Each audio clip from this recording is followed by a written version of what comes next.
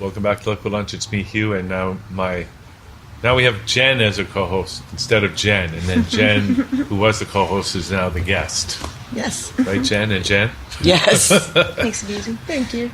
Okay, so we got a pretty serious topic here we're going to get into here, Jen, and it's something I know you've been struggling with, and I just want to get the word out about it. Right. So do you want to maybe just you can start telling this story? We got some pictures as well, so if you want to show some of these pictures, maybe just mention and we can pull them up. Okay. All right. So, starting point. Help me out there. Yeah, don't worry about it. All right. I'll start at the beginning with my granddaughter and her parents. Her father is my son. Mm-hmm. So it's his daughter. The relationship between him and the mother wasn't great. There were multiple phone calls, a lot of phone calls for domestic disturbances to their home, where my granddaughter also resided with them. As time went on, I've tried, I played a significant role trying to be a support.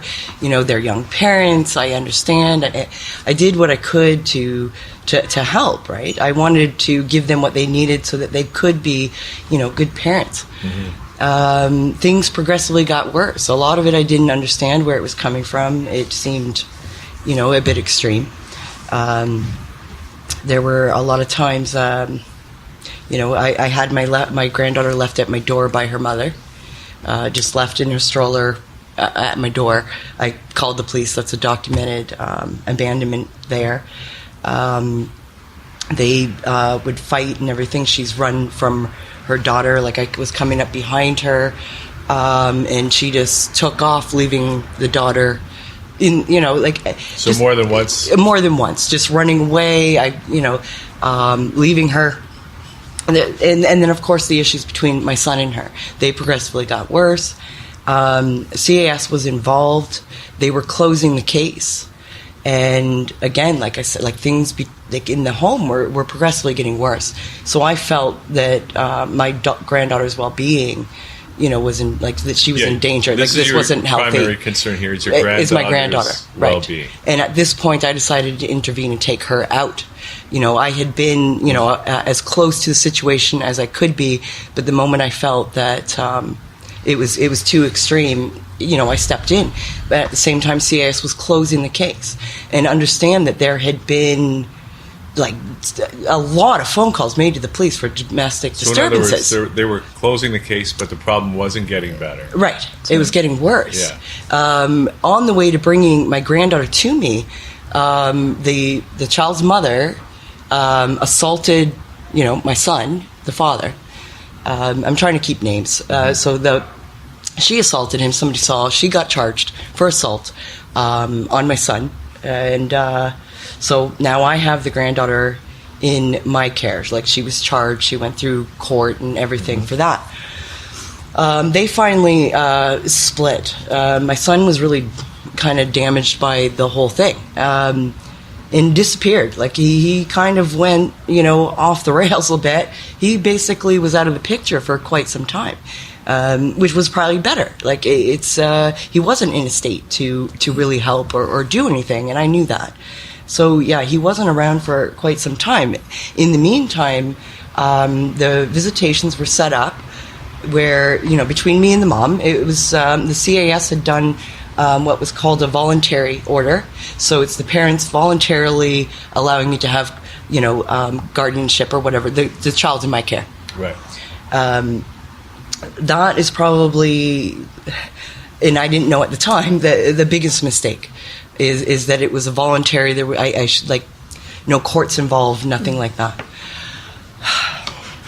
So the mother was visiting, picking up my granddaughter twice a week for about 2 hours each time. Now, I had already noticed odd behaviors with my granddaughter, things that didn't make sense to me.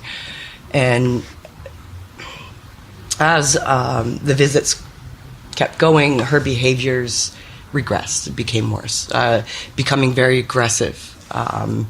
Over emotional, crying, throwing fits on the floor, not being able to calm her down, not understanding, exactly what was happening to her. It was extreme. It was becoming more and more extreme. And even I don't know, what is happening. Was this after she was visiting with her mom? With her mom, yeah. So every time, she would come back from the visits, her behavior was becoming worse. Now, when I figured... So, right after a visit, I'm sorry, this is difficult to talk about.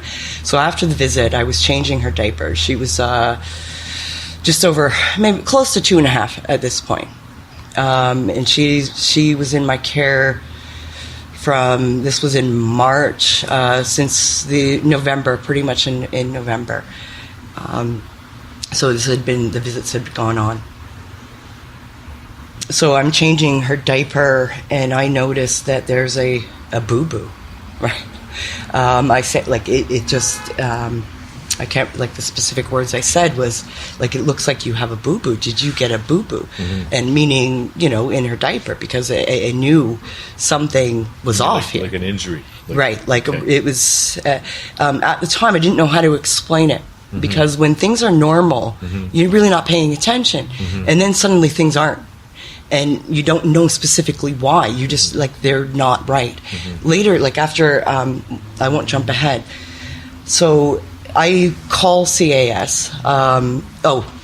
So I see the boo-boo. I put my hand down to get a better look. Mm-hmm. And when I put my hand down there, she freaks out. No, no, no, no, no, no, no. Okay? She's literally terrified. And I had noticed that twice that the mom was at my place, between one of those visits. Mm-hmm. She went to change the Avina's diaper, mm-hmm. and she would freak out like Avina would, terrified. I didn't understand it. I'd walk over, put my hand, and calm her down. And there was no emotional, no reaction in the mom, mm-hmm. Why, she just continued changing her diaper. Meanwhile, the child's panicking, mm-hmm. and I didn't understand it until I saw, so I, contacted CAS. I explained. I said, I believe that my daughter's being sexually abused by her mother. Mm-hmm. I had seen too many things that didn't make sense. The behaviors, the reaction, and then to see the physical part of it. So anyway, the CAS were not very nice. They immediate was just very treating me like I was the I don't know what you would.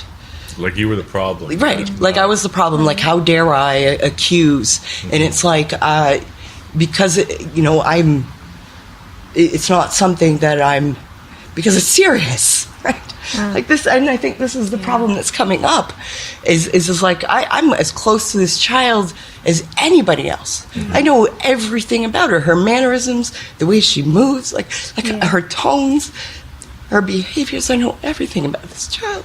Yeah. And I knew there was a serious issue before I knew where it was coming from. So I notified, they're not treating me very nice until we brought her to see a specialist.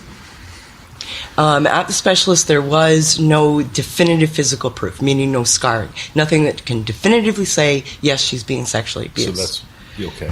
Right. With the specialist. Right. And the CAS worker was there with me. So can I ask what kind of specialist they were? Yes, this was at McMaster. Yeah. He's a specialist for these type of cases, sexual abuse children. Okay, all right. Like a doctor? Yeah, in Hamilton, in the McMaster. At the McMaster Medical Center? Yeah. Okay. And that's there was no definitive physical proof at the time. And I'm trying to explain, what this looks like. Normal, after a few days, I with changing her diaper, it's I could see what normal, mm-hmm. okay, normal, and I'm sorry to be a little bit, but it very soft pink closed. Everything's closed. Mm-hmm. I'm talking about her vagina mm-hmm. is closed. Mm-hmm. That's a normal, and it was that's the difference. It open, you look and she's open mm-hmm. and red. And not on the outside. This couldn't be confused with a rash or, maybe she's got an infection. Maybe you're not. I'm a mother of 4. All right, I have a lot of experience with children and rashes and any kind of illness you can possibly imagine, or broken bones. And this could not be confused with that. This wasn't something, it was the inside of her, and you could see An injury. right. And So the specialist didn't see that, though. Is that? this was 2 days after the initial, like when I saw it. Oh, I see. Right? Okay. And I had seen it right after the visit with the mother. Right. So it had been 2 days. But even still, Yeah. there has to be definitive physical proof. Okay. So scarring. Yeah. And anyway, so, I explained everything that was going on. And obviously without that definitive physical evidence, at the same time, there were obvious that there were serious issues. So those couldn't be ignored. So maybe, and the specialist said the mother has to have supervised visits, that her, behaviors and everything, it was obvious there was a serious issue. So after, we left the doctor's office, so the CAS worker spoke with the doctor, I had spoke with the doctor, we had left, and even standing outside the building with the CAS worker, I said, I wish that I had done something sooner. So this is right after the visit to Right the after the specialist visit. at McMaster. Yes, Yeah. we're just right outside the hospital door, and I say to the worker, I was really obviously upset because even talking about it, especially at that time, I could barely get through it. The worker, when I said, I wish, I had done something sooner, and he said, no, CAS should have. So right there, he knew leaving that doctor's office, there's an issue here. Whether they believed it was sexual assault or not, there was a serious issue. There was an issue. There was. Who knows? Yeah. Right. Whether that part can be proved, it didn't disprove everything else. Right. That CS worker was taken off the case, and they put somebody new on. Now, in the meantime, my granddaughter, the visits were supervised. They became supervised. And In other words, I had to bring her to a facility where a CAS worker was present during the visit between the mother and child. right, and that was who made that decision? The specialist from McMaster. Okay. Right. Now, So that they had to be supervised visits with the mother, Right. and they had someone from Children's Aid there. right. Okay. That's right. And now, after a few weeks, my granddaughter's behaviors started calming down. All right. So, over time, it was probably 2 months of supervised visits. My granddaughter started normalizing. The behavior stopped. She started the outbursts, the whole thing, her aggressive behavior, that just all these weird all of it. It started slowly. Started slowly calming down. It became normal. A few weeks after the supervised visits, she was still really upset, and this is when she actually told me what had happened. Right now, and this is hard because this is a 2.5-year-old that doesn't have all her words. So she was just over emotional. She had been having nightmares and different things like that. And I was changing her diaper, and she put her hand on her and said, "Mommy, boo boo, mommy, boo boo." And it's because I had asked her, do you have a it looks like you have a boo boo. Speaking to a child that is really difficult. Most of the time I don't try and provoke a conversation. So at this point, though, what had happened? Because were the supervised visits over at this point? No, Is that this how was at the happened? beginning of them. Right. She's just recounting her Yeah, feelings. I'm going because that's an important part. Is at first, because it did take about 2 months for her behaviors to slowly start normalizing. So at first, but about 2 weeks in, she hadn't had very many visits. See, and this was 2 years ago, so it's remembering all the little details that do matter, right?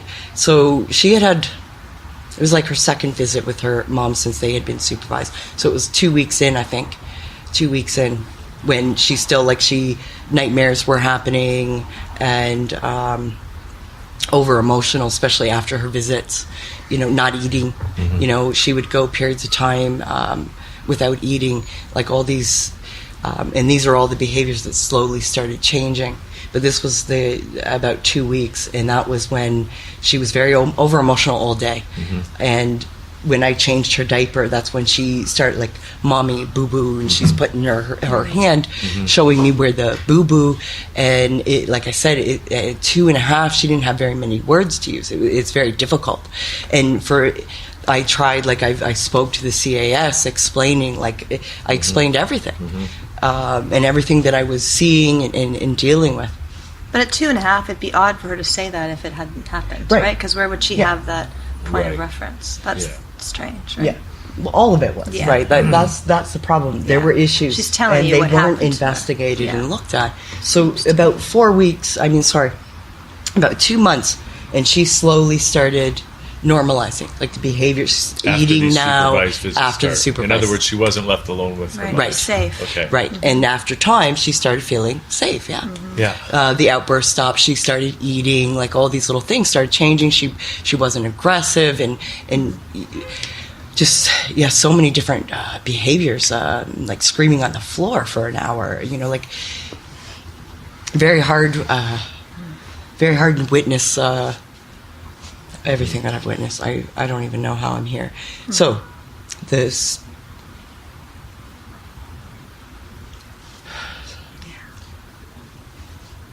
Sorry, sometimes it. So, she starts normalizing after these supervised visits were in place for a while. We had a follow up with the specialist, the new CAS worker, and there was another one that I was working with. So we went. And with the mother and the mother's aunt. All of us went to see the specialist? Yes, and my granddaughter. With the CAS worker? Yes. As well. The new one? Okay. Right. So we went, and I again, we went over. Now this time he spoke with the mom, CAS, all these things. So got a clearer picture. The specialist spoke with the mom and the CAS worker? Yes. Okay. And it was also like, okay, the child's behaviors have, improved. And sitting in the room with the specialist and the 2 CAS workers, the specialist had stated that, again, the behaviors are a clear indication of serious issue. They wanted the supervised visits lifted.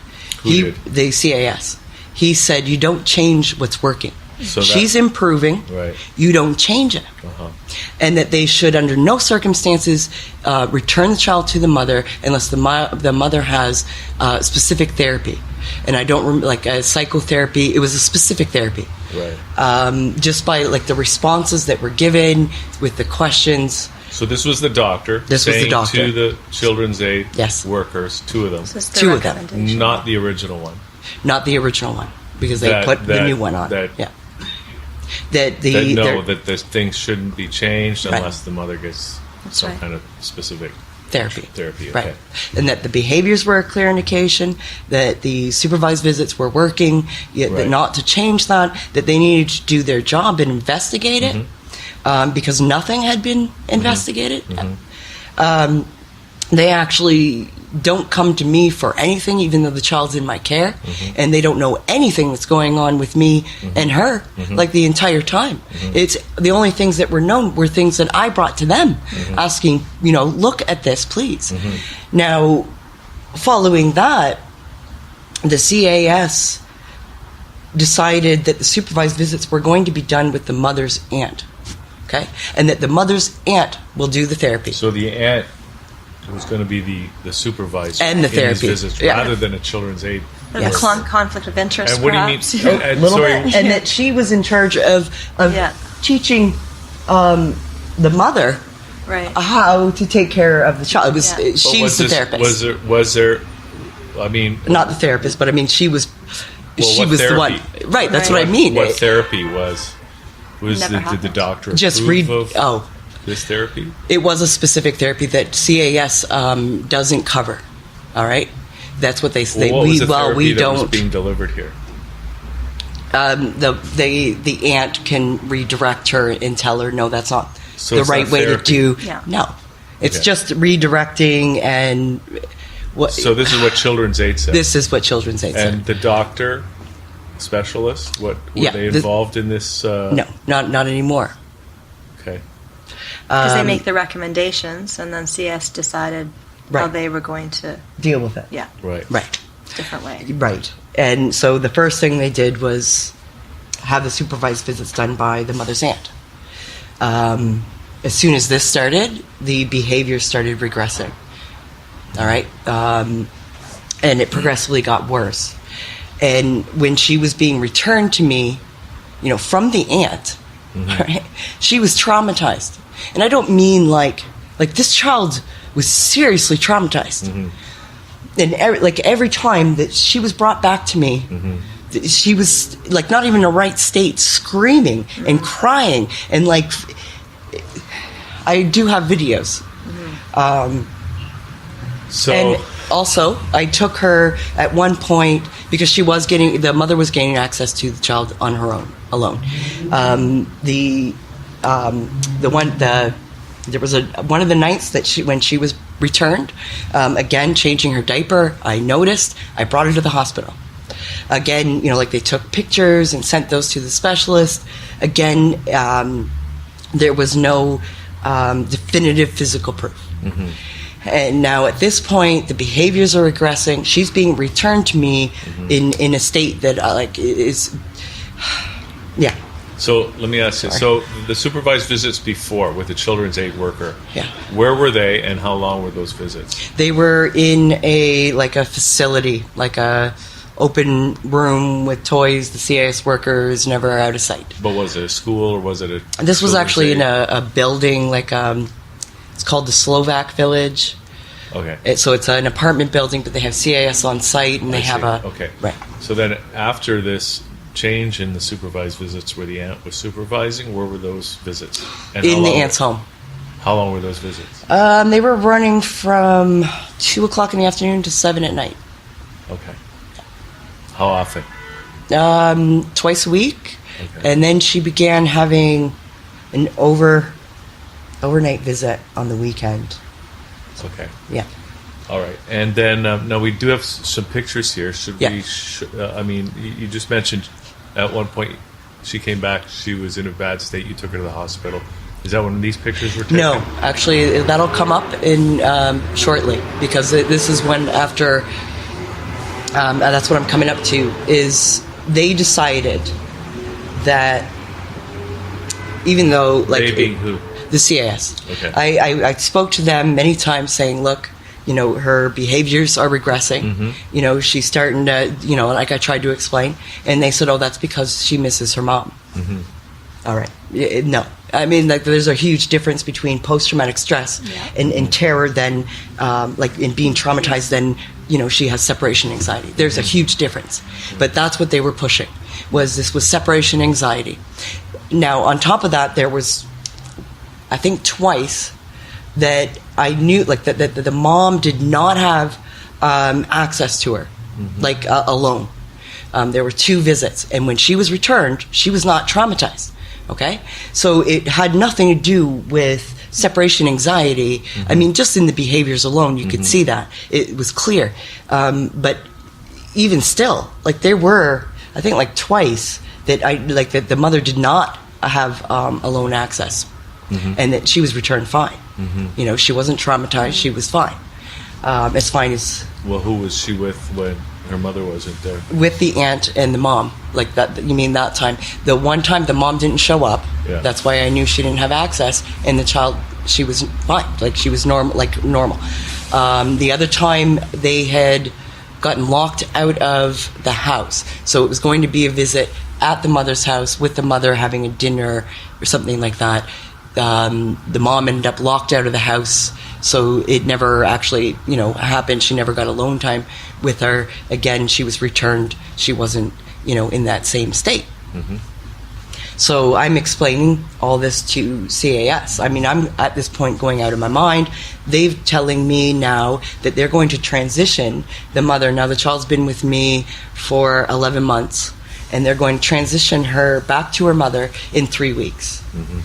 so that they were going to, and I sat in a room by myself. This is another serious problem, is when you are alone in this, it makes it really difficult. I sat in a room with 12 other people, half of were the mother's family, who I had never seen or met before, but were there, at least they showed up, and the other half of CAS, listening to how, this plan of, transitioning her back, to her mother full time, and within a 3-week period.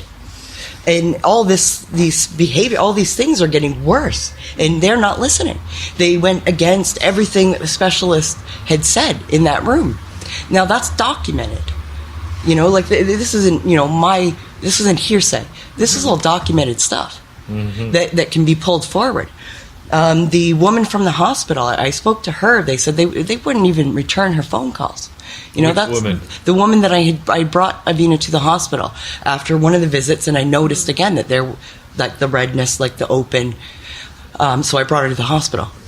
Was she a doctor? Yeah, she was a specialist for the rape and abuse. So she was a doctor. Sorry, what did this doctor say then? Well, she thought she'd be able to help. Like, we're here, we're going to do everything we can. Yeah. She took the pictures, they were sent to the specialist. Again, there was no definitive physical proof. And she said, that's the hardest part, is when there isn't that definitive physical proof. It means like it's great that she isn't scarred, and at the same time, it hurts. They can't prove. Right. Yeah. And I'm saying, and even at the time, it's what, even that aside, there's so much more here to look at that not only backs me up, but everything should be investigated. So that going from the hospital goes to the police. The police did about a 2-minute investigation because they spoke to me. I explained everything. They speak to CAS, and then they close the case. Sorry, when did you speak to the police? Before or after the meeting with the CAS with the family there? This was before. Okay. All right, this was before. So I took her to the hospital. She was seen at the hospital. They called the police to prompt an investigation. They spoke to me once. They spoke to the CAS. They closed it. It never went anywhere. There was no investigation. So the police didn't investigate? No. Okay, so then what happened? They wanted to transition back to her mom. Right. Then what happened? They transitioned her back. Before the 3 weeks, that 3-week period, one of the visits where they come pick my granddaughter up, take her for a few hours, and then bring her back, they just didn't bring her back. So how long ago was that? That was the end of September, not this past one, the one before. So a year and a bit. A year and a half now. So that's a year and a half ago. So what's the situation now? Well, now they maintained my visits with her, so I still had visitation. I had her probably more than half the time during the summer. She started school, and then I started getting her every weekend, 1 or 2 days after school for a couple hours. I tried to stay as close to her as possible. I also started taking pictures, and this is what, and I only took pictures that I could. And I just started documenting as much as I possibly could. So when are these pictures from here? These are from September, probably January. Right after that, September. What years? It's 2009, 2018.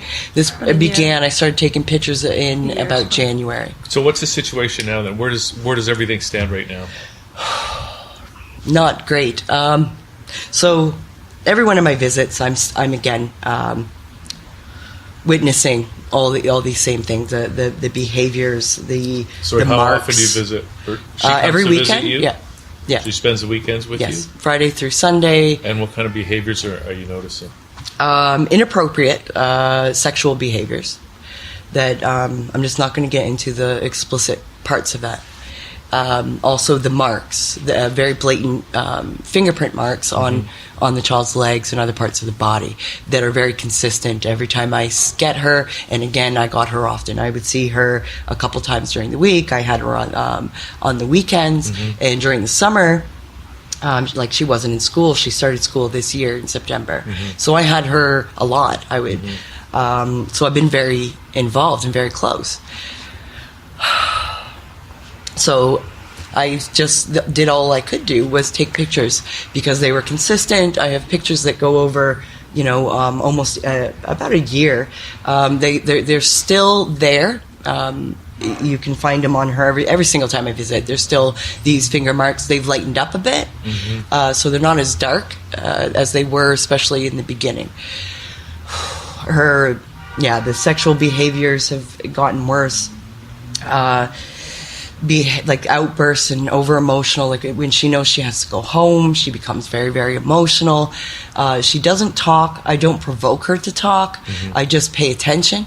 Again, because it's very difficult to talk to a child, and it's really to put I don't want it to be said that I've put words in her mouth. It has to clearly come from her, and so I just observe. I pay close attention, and I've noticed and this is the problem. So I've seen this the other night, Saturday night. So again, visits continue a year and a half later, and this was Saturday night, and she showed me her boo-boo, and it looks as though she's been penetrated at this point. Would that constitute the proof that you're looking for? Absolutely. Yeah. So did you take her to the hospital and get that documented? I called the police. Okay. I called the police. It took a lot from me because of the way I was treated and everything was handled. It's very scary. Like, my fear was losing my granddaughter. Anyway, so I called the police. It was the next day. Like I said, it took a lot. I was scared. It's very scary. So I call. The police come. It was 2 officers. I explain, I show them these pictures. I explain the boo-boo, and that she had said that it hurt her real bad, and that it looks as though she's been penetrated. That's a big difference, like here. And to be honest, it wouldn't be. It's not the first time that I've seen. So you had the police there. You're telling them that. Yes. But did you take her to the hospital? Okay, first the officer says, after talking to me, going through all this, most likely what will happen is we'll take her down to the police station. She'll talk to a specialist, somebody that knows how to talk to her, and then we'll go over to the hospital to get her an examination. So I was like, okay, this is what needs to happen. It needs to be investigated. Like, talk to the child. She's 4 now. He spoke to the detective. He went out in the hall, spoke to him. When he came back in, he says, well, we have to have the mother's permission. Wow. And I said, I didn't, there was really no way to respond. He left. He's like, I'm going to go speak to the mother right now. So he goes, he speaks to the mom, he calls me, he says, yes, she said, yes, you can take her down to the hospital to be examined. While I'm still talking to him on the phone, a bunch of texts come up. I can hear like the notification of it, and I said, I have a feeling that's her now. And we hung up. I looked at the text. She was already at my place to get her daughter. I called the police, like the officer back, and I said, she's here. I was told like I could take her to be examined. Because the officer told you that she had said yes, given permission. Right? But she showed up. She wanted her child, and he said, "Well, all I can do is write it down in the report." And I said, "So I can't." Yeah, and he said, "No, you have to hand her over." And now I've lost all contact with my granddaughter. So she's not doing visits with you? No. So no visits. The mother picked her up. She's gone. But those wasn't. I mean, those visits were authorized, were they not? Or they weren't legally through the courts or anything. So at that was point. Just your personal arrangement. Yes, because CAS, it said, well, Avina had spent so much time. Okay, so and then have there been any conversations with that specialist at McMaster or with what happened to that original CAS worker that? Yeah, he's gone. I haven't seen him. I dealt with this new one. Yeah, I kept saying it. I never stopped. They told me, even when I took her to the hospital, I was teamed, like there were 2 CAS workers. It's like teamed up that I had done the wrong thing, that I shouldn't have taken her to the hospital, that I should have gone to them. So what do you, And I'm concerned about my granddaughter's well-being here. Like she's got a clear, like it's a boo-boo, like even now, well, you could be mistaking it could be a rash or like an infection. Well, then why isn't she seen by a doctor anyway? You know, like, don't push this off on, then look at her. You know, why is nobody, like, there's enough evidence in these pictures, in her behaviors. What do you think's going on? I mean, it sounds very, I mean, you know, and I know, I've had people from Children's Aid, head of Native Children's Aid here in Toronto, on the show before, and I know it's very difficult. How about they screwed up? I mean, it almost sounds like they were covering. One wonders what the motivations were. Right. In the beginning, they were closing the case when they shouldn't have been. Okay, I had to step in and take my granddaughter. Like, there were multiple things that had happened that was their mistake. Yeah. So if they didn't follow through, you know, there's liability there. Like, they screwed up. It's that simple. They screwed up, and from that point on, they did everything to keep it on that smooth line. So regardless of what motivations there might be. It was not about protecting a child.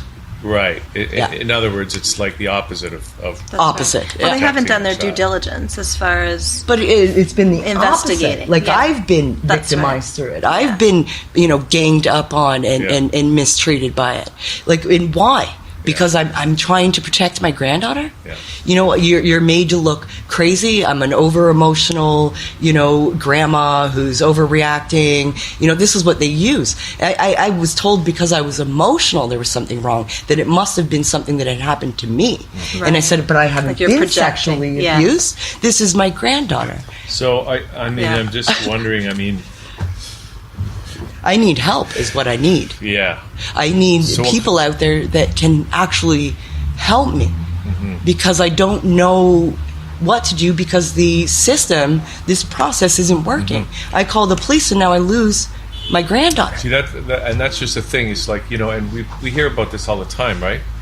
That when you're trying to deal with someone whose actually job is to deal with problems like this. Yeah, we believe they're responsible. It's like you're talking to a bureaucracy that just isn't interested in it seems like they're only interested in minimizing the amount of work they have to do.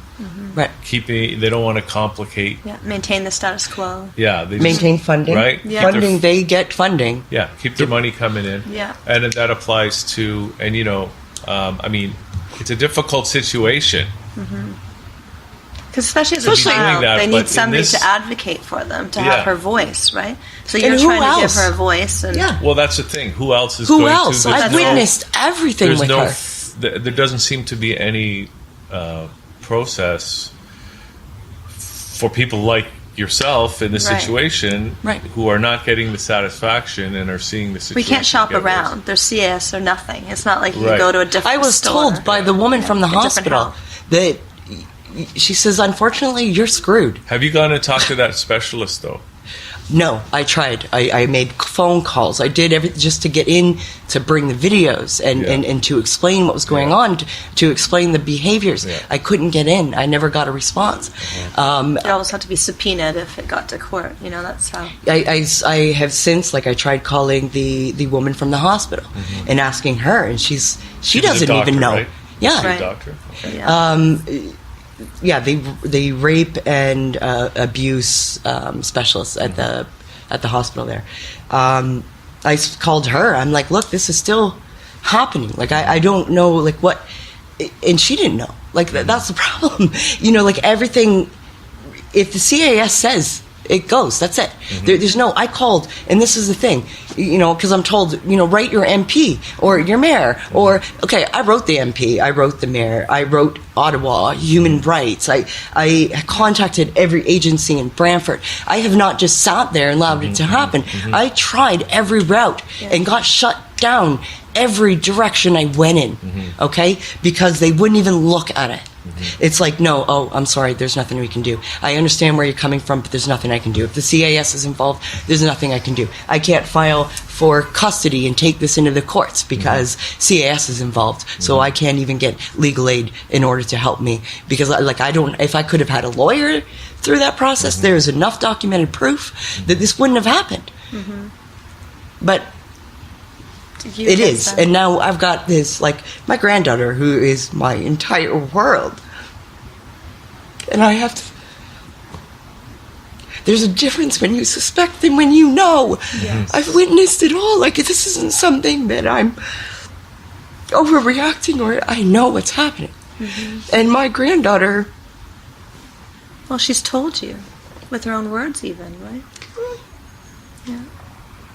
And I do. I need somebody that...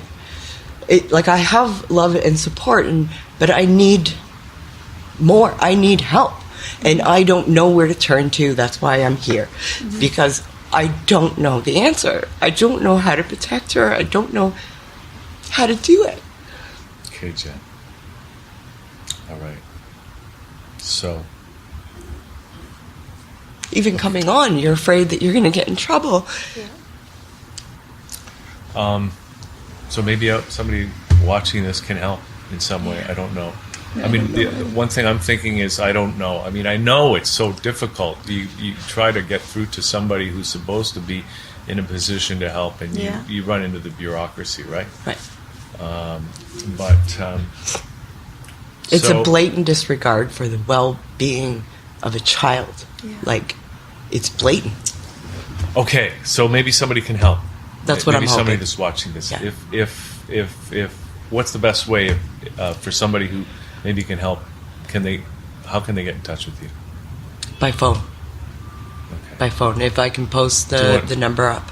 Do you want to just to call? Do you want to give it out now? Yeah. It's 226-802-1612. 1612. And we're in Ontario, and this is, should we mention the city where you are? Brantford. Yeah, Brantford. So that's where this is happening. So yeah, and it is more than just me and my granddaughter here, because I'm not the only one that this is happening to. Yeah. There's other people that and something needs to happen. Maybe, here's an idea, because maybe if this is happening, and maybe if it's a systemic problem, maybe you can try to reach out to other people in Brantford area who might be dealing with it, and then maybe if you can get together, and together you're stronger, and together you can speak with a louder voice. Yeah, that's just one idea. No, I agree. It is about and that's another reason why even coming on and speaking is it's what, I know I'm not alone. Mm-hmm. I know that there are other people, and we just don't know where we are. It is contact. And let me just ask you something. So this is Brantford Children's Aid. How big of the particular Children's Aid that you're dealing with? What area do they cover? Brant County, which is mostly Brantford and. Yeah. Do they do both? Yeah. Yeah, Brant County. And I believe it's Brant County. Yeah, Brant County. And Brantford. Children. Yeah. Would that include Paris?